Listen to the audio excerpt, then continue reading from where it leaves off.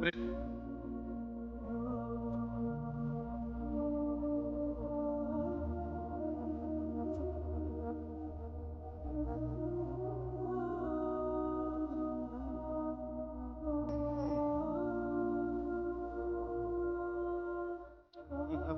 رب کی رضا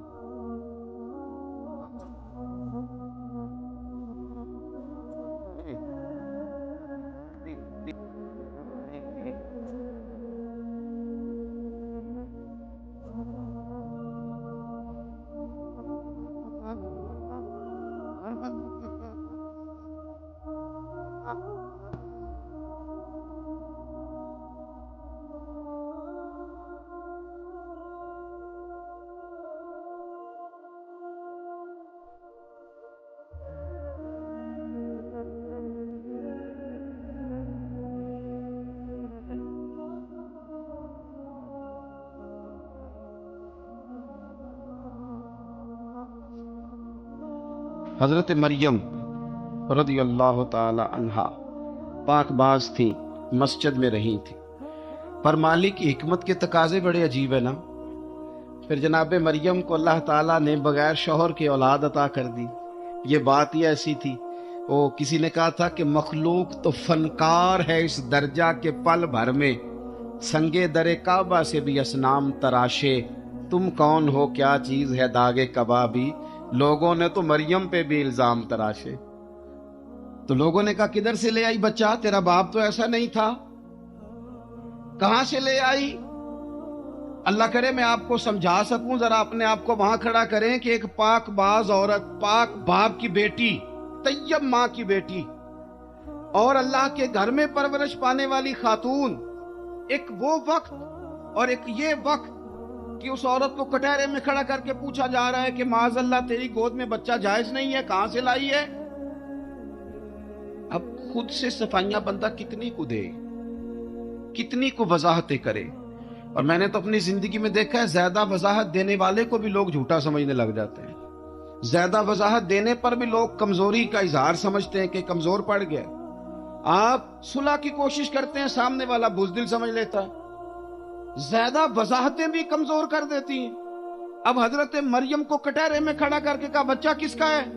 تو پھر خدا بندوبست جب کرے، اللہ جب مددگار ہو، تو پھر حضرت مریم کی گواہی درختوں سے نہیں دلوائی، اس نے پتوں سے نہیں دلوائی، پھر فرشتے نہیں بھیجے۔ حضرت مریم کہنے لگے مجھ سے نہ پوچھو، وہ جو پنگوڑے میں ہے اسی سے پوچھ لو، ان سے پوچھو نا، وہ کون ہے پوچھ لو، ان سے کر لو سوال۔ انہوں نے کہا پنگوڑے میں چند دنوں کا بچہ یہ جواب دے گا؟ مددگار تھا رب،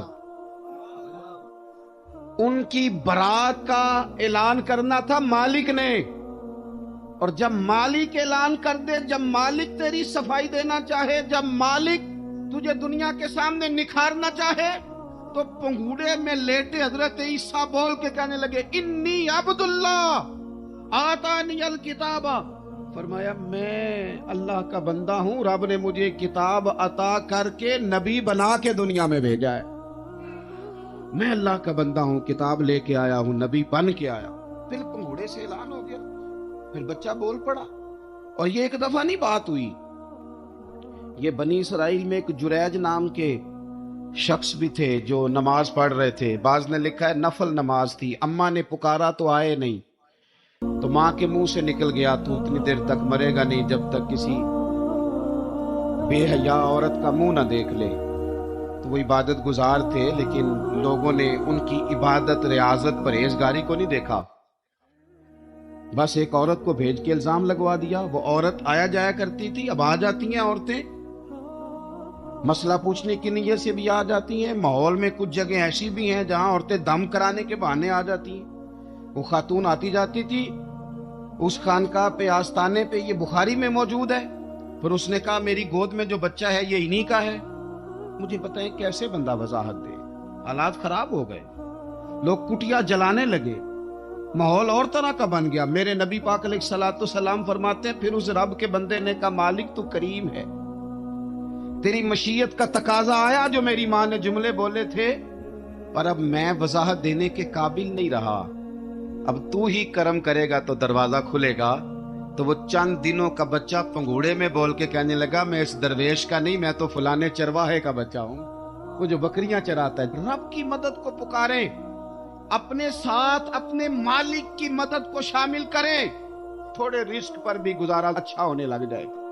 سارے لوگ آپ کو گرانے کی تدبیریں کر رہے ہوں گے اور مالک آپ کو عزتیں عطا فرما دے گا، اس کی بارگاہ سے حکمت کا تقاضا اور ہو جائے گا۔ ہم نے ساری زندگی لوگوں کو راضی کرنے میں گزار دی۔ تو میرے عزیز، جب سب سے بڑھ کر وہ دیتا ہے، سب سے زیادہ نوازتا ہے، سب سے زیادہ پیار کرتا ہے، تو پھر وہ فرماتا ہے یا ایھا الذین آمنوا اذکروا اللہ ذکرا کثیرا، اے ایمان والو اپنے رب کا کثرت کے ساتھ ذکر کرو، وسبحوہ بکرۃ واصیلا، صبح و شام اسی کی پاکی بیان کرو، صبح و شام اللہ ہی کا ذکر، اسی کی پاکی۔ بہت زیادہ تفصیلات نہیں، لمبی ڈیٹیل نہیں، صرف آپ اتنا تجربہ کر لیں کہ ہم دن میں اپنی تعریف زیادہ کرتے ہیں یا اپنے رب کی تعریف زیادہ کرتے ہیں۔ ہمارا اپنے آپ کو سجانے سنوارنے میں خیال زیادہ رہتا ہے یا رب کی رضا پہ توجہ زیادہ رہتی ہے؟ ہمارا اب یہ مزاج بن گیا ہے کہ ہر چیز سے گھیر گھار کے ہم اپنے آپ پر ہر چیز کو لے آئے ہیں، ہم اپنے آپ سے شروع ہوتے ہیں، اپنے پر ختم ہوتے ہیں۔ میرے رسول پاک صلی اللہ علیہ وسلم نے فرمایا جو اللہ کا ذکر کرے اور جو اللہ کا ذکر نہ کرے، مثل الحی والمیت، ان کی مثال اس طرح ہے جس طرح زندہ اور مردہ کی ہوتی ہے۔ گویا ذکر کرنے والا زندہ ہے، نہ کرنے والا مردہ ہے۔ یہ جس نے سارا دن رب کو یاد ہی نہیں کیا، اس کو سارا دن خیال ہی نہیں آیا۔ آپ کہیں سفر پہ نکلے ہوں، کہیں آپ دور گئے ہوں نا، تو آپ کو خیال آتا ہے یار صبح کی میں نے گھر ہی بات نہیں کی، صبح سے میں نے آج گھر فون نہیں کیا، کوئی رابطہ نہیں کیا، کوئی معلومات نہیں کی۔ گھر میں سے کوئی سفر پہ ہو، ایک تو یہ کہ آپ گئے ہوں اور ایک یہ کہ کوئی گھر میں سے گیا ہو، تو دن میں اسے فون کر کے پوچھنا ہے کہاں پہنچے ہو، جس کام گئے تو اس کا کیا بنا، خیال آتا ہے۔ اور اگر آپ نے کسی کو بھیجا ہو اور پیچھے سے فون نہ کریں تو وہ بھی کہہ دیتا ہے یار تو نے سارا دن حال ہی نہیں پوچھا۔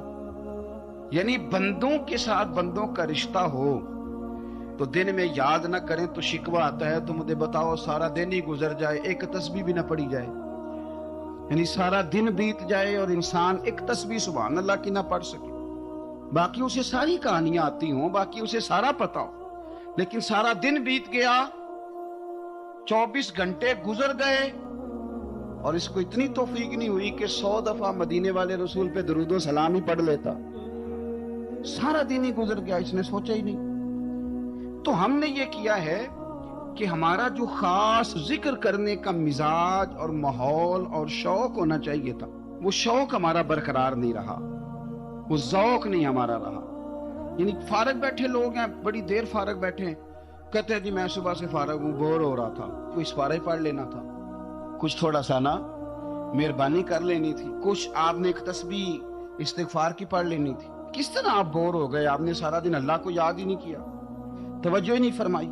اور پھر اگر آپ اللہ کا ذکر کریں اور جس صفاتی نام کے ساتھ آپ اپنے رب کو یاد کر رہے ہیں اس کا معنی سمجھ کے کریں، یا رحمانو یا اللہ، یا رحمان یا رحمان یا رحمان، جب آپ کہیں گے تو پھر عرش کا مالک بڑی رحمت نازل فرمائے۔ جب آپ کہیں گے یا کریم یا کریم یا کریم، تو پھر وہ کرم کے دروازے کھول دیتا۔ آپ کا ایک خاص رنگ ہو۔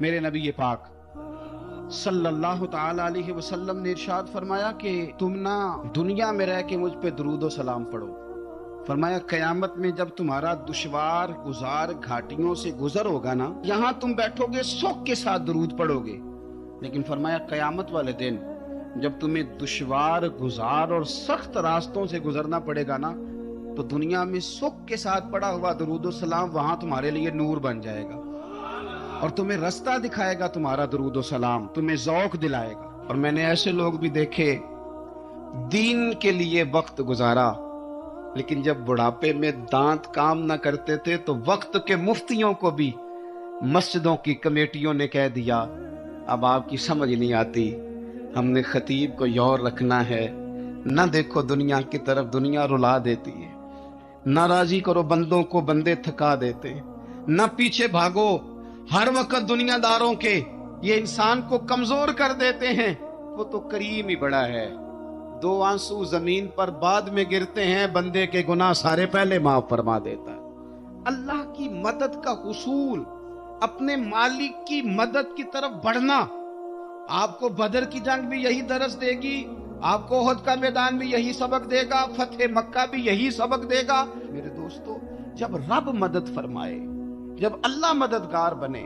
دوستوں سے ایک بات اکثر کرتا ہوں، میں کہتا ہوں کہ جتنے درد سے آپ امیر کو اپنی کہانی سناتے ہیں نا، اور جس طرح آپ کے آنسو بات کرنے سے پہلے گر جاتے ہیں کہ غریب ہیں، بچیاں ہیں، کاروبار نہیں، او میرے سنگیو، اس سے آدھے آنسو اپنے رب کی بارگاہ میں بکھیرو، اس کے حضور عرض گزار ہو جاؤ، اس سے طلب کرو. ایک وقت انسان پر زندگی میں ایسا آتا ہے کہ اسے یوں محسوس ہوتا ہے کہ میرا سایہ بھی ذرا سا پیچھے ہٹ گیا ہے.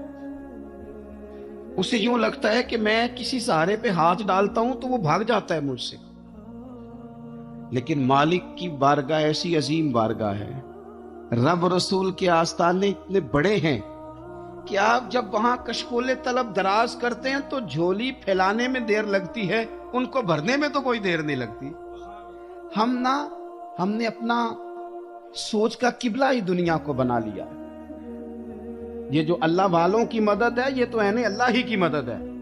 لیکن یہ جو سیٹھوں کی طرف توجہ کرنا، نوابوں کی طرف توجہ کرنا، دنیا داروں کی طرف توجہ کرنا، اور اپنا مزاج اس طرح کا بنا لینا، یارو گردن کو جھکا دیتا ہے خیرات کا پتھر، جہاں میں مانگنے والوں کے سر کبھی اونچے نہیں ہوتے.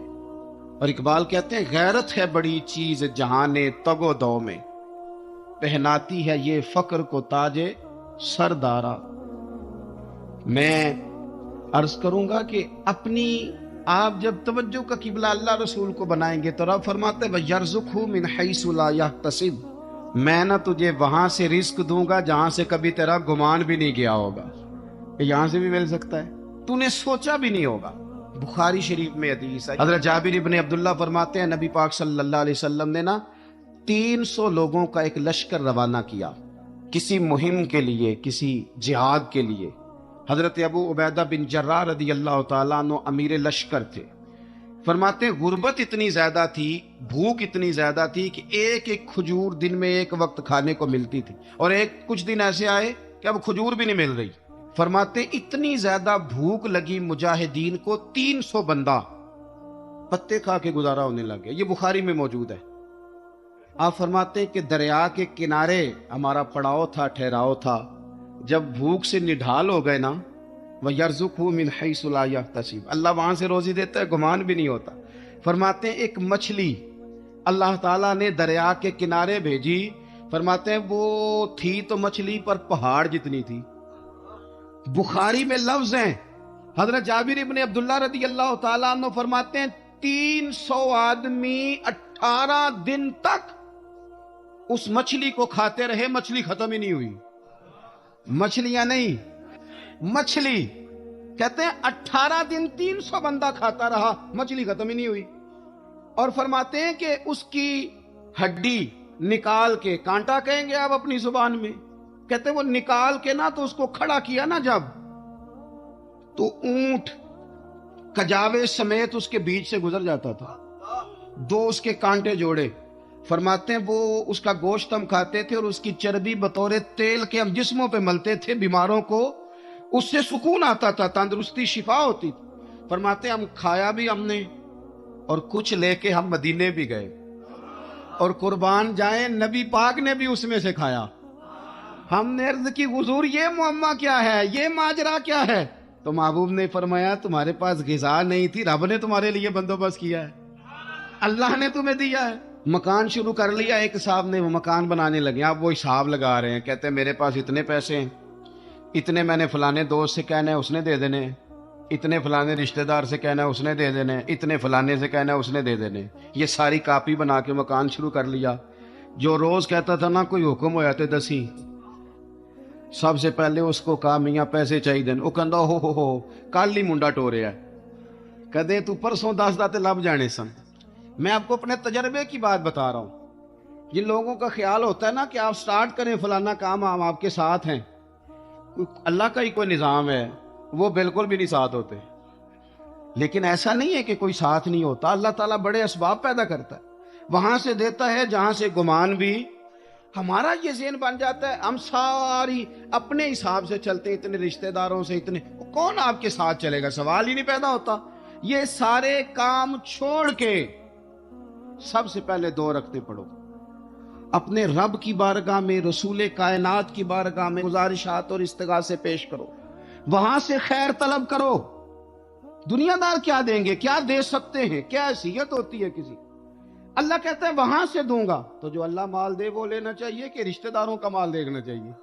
جو اللہ دے وہ لینا چاہیے کہ سیٹھوں نوابوں کی جیبیں دیکھنی چاہیے؟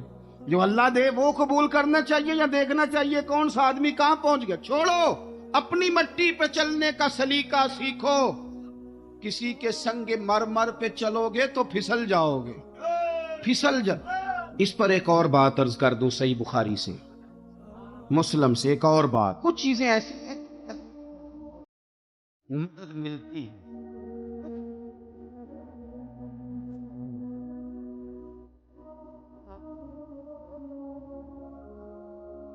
آتی ہیں۔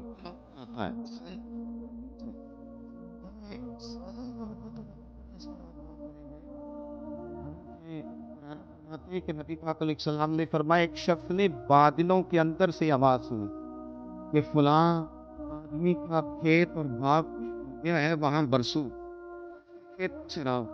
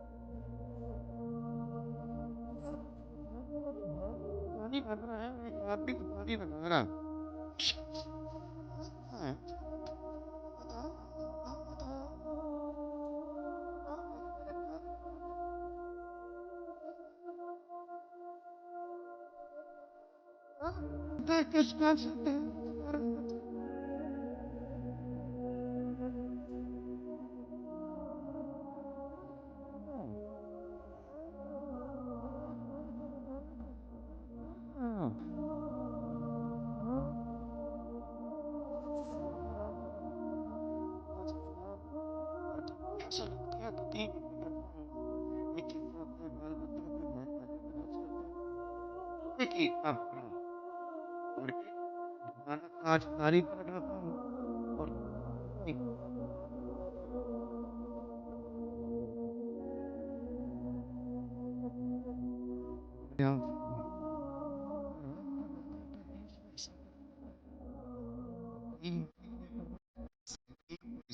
وہ خیر خشک نہیں رہنا چاہیے، متاثر